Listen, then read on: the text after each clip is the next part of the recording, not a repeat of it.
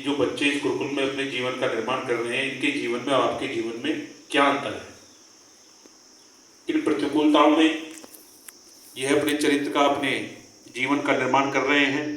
माँ बाप परिवेश से एकदम दूर, स्वयंसेवक के तौर पर स्वयं अपना कार्य करते हैं। अपना ही नहीं, सामुदायिक तौर पर गुरुकुल का भी पूरा साफ सफाई व्यवस्था संभालते हैं। और ये बच्चे सीखें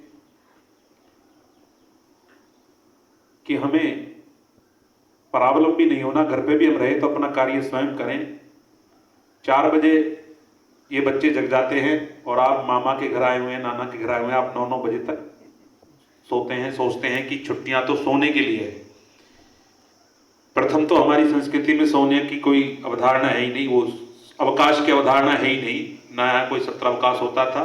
यहाँ तो अनवरत जान यज्ञ चलता रहता था। ये अवकाश की प्रणाली पाश्चात्य से आचार्य जी हमारी उसमें आई। इसमें बहुत से बच्चे गर्मियों की छुट्टियों में आलसी परमादी भी हो जाते हैं, कुछ ना कुछ कुटेव उनमें आ जाते हैं। तो हम आर्य दल का शिविर लगाते हैं। इस बार हमने आर्य वीरांगना शिविर लगाया। मुझे जो आर्य प्रतिनिधि सभा गौतम बुद्ध नगर है उसमें दायित्व मिला हुआ है संगठन में भाषा प्रचारणी सभा का। हमारा काम आर्य भाषा, आर्य सिद्धांतों के प्रचार को लेकर रहता है। बहुत अच्छा कार्य हमारी टीम कर रही है इस जनपद में। जन्मदिन पे यही मेरी ईश्वर से कामना है कि ऐसे विद्वानों का, ऐसे सुखद वातावरण में मुझे आहुति देने का अवसर मिलता रहे।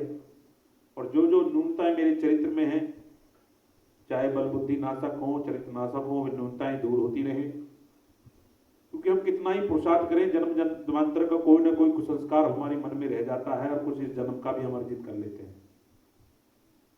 जन्म दिवस के लिए विशेष कोई आचार्य, जहां तक मेरी समझ है, कोई विशेष ऋषियों ने विधान नहीं किया है, होम नहीं है, फिर भी हम कुछ मंत्रों का विनियोग कर लेते हैं। और इसीलिए हम प्रेरणा लें कि जीवन की इस यात्रा में कितना हम अपने लक्ष्य की ओर बढ़ पाए हैं, क्या उसमें बाधाएं हैं, सामर्थ्य में हमें कितनी न्यूनता है अभी। तो मेरा तो यही प्रयास रहता है, मैं अपने दुर्गुणों को त्यागने का प्रण लेता हूं और नवीन जो सद्गुण है उनको धारण करने का, और संकल्प ही नहीं लेता हूं, क्योंकि संकल्प ही जो व्यक्ति होता है वो मृत के समान माना गया है। जब जीवन में अच्छे अच्छे संकल्प ही नहीं लेंगे तो जीवन नहीं बन सकता।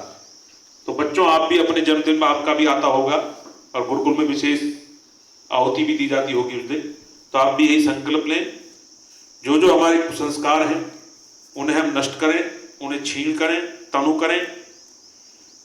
क्योंकि कुसंस्कार बहुत बड़ी बाधा है। ईश्वर कृपा से आचार्य जी बता रहे थे, मुझे प्रारंभ से बहुत अच्छा परिवेश मिला, सामाजिक परिवेश मिला।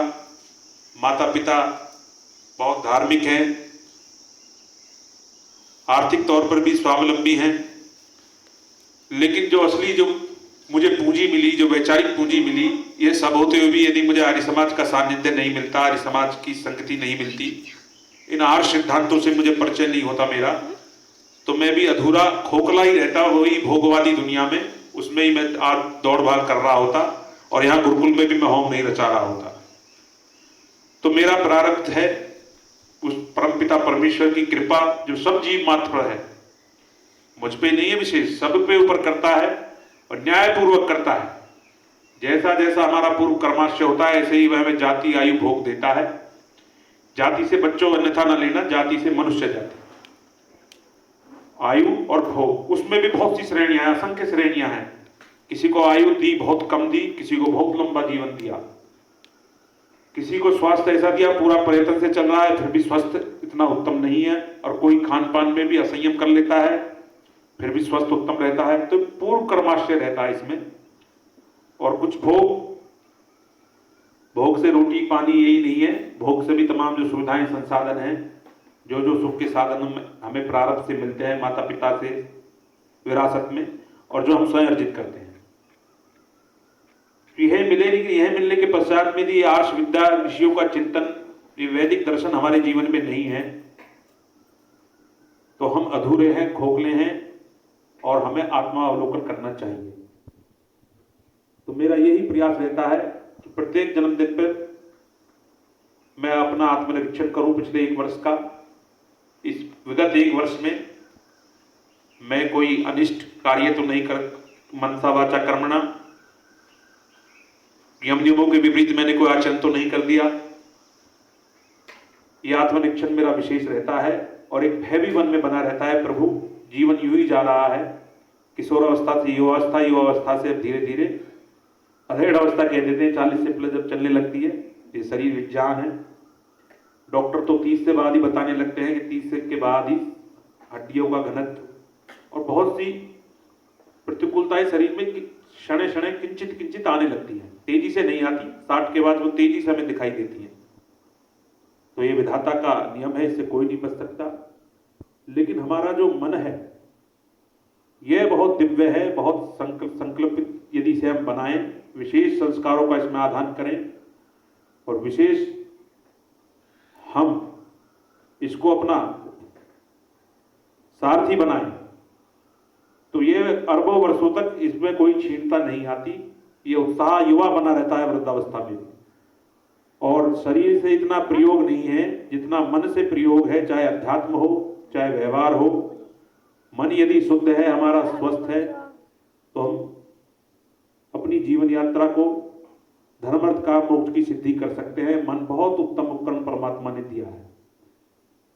तो मैं ज्यादा ना कहते हुए मैं प्रभु से यही याचना कामना करूंगा, ब्रह्मचारियों आप निश्चित होकर इस संस्था में अपना निर्माण करें। जो जो आपके आचार्य आपको निर्देश देते हैं उनका आप पूरी श्रद्धा से पालन करें। आप अपने को किसी भी स्थिति से कमतर ना आंकें। आप उन तथाकथित जो कॉन्वेंट स्कूल हैं, 5 स्टार स्कूल है इसी ग्रेटर नोएडा में, इस महानगर में, उनके बच्चों को भी हम देखते हैं, जाते हैं, तो उनमें वो आत्मबल नहीं है, उनमें वो चिंतन शक्ति नहीं है, उनमें वो शिष्टता नहीं है जो आपके अंदर है। और ईश्वर ने जो विद्या आपको यहाँ पढ़ाई जाएगी, अभी तो आपका प्रवेश उन विषयों में नहीं हो पाया है, कुछ असुविधाएं रही।